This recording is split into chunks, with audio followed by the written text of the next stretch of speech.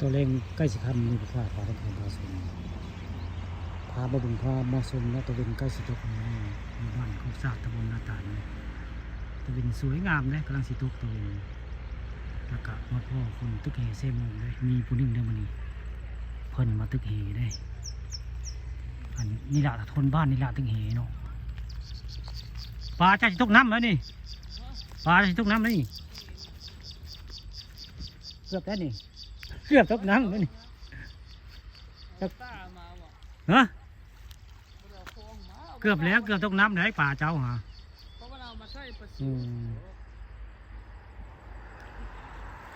ทำไมเช้าเขาไปจับคือให้จะตกคนแล้วมันโด่ง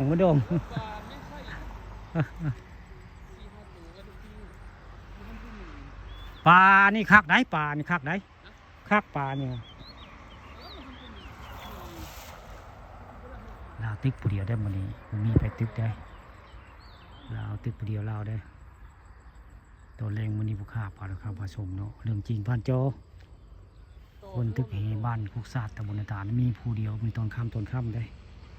ลาวตึกเฮผู้เดียวได้ตึกเฮผู้เดียวมันนี่พาเขาเบิ่งคุณตึกเฮแล้วก็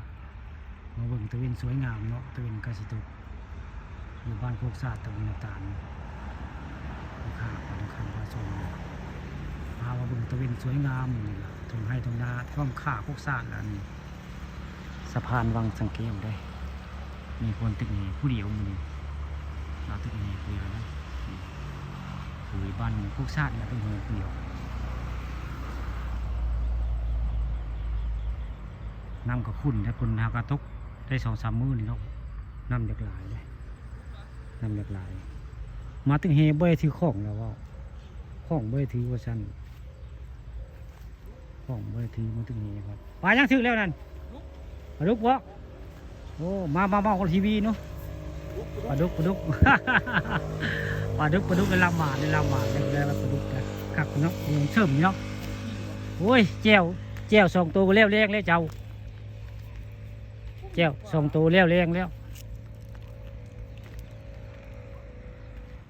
มื้อนี้ตะเวนก็สิตกงามในบาง6 สาบนี่ตะเวนคักได้แม่นเดี๋ยวไปตะเวนงามมันยังปลาข้อชิ้นมันคือที่ป่าเจ้านี่เกือบแล้วมันจกคุณเราคนไปเก็บมาให้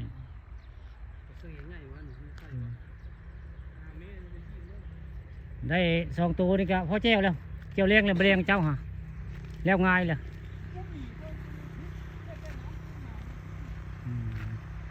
อันนี้คือบ้านคุกศาสตร์เนี่ยมันตึกเฮผู้เดียวด้วยคือบ้านนอกเลยเพื่อนเอาเมียบ้านคุกศาสตร์ที่ละตึกเฮผู้เดียวเหมือนเพื่อนดันหมาในดาวได้3 ตัวก็เนี่ยปลาคลองตัวนึง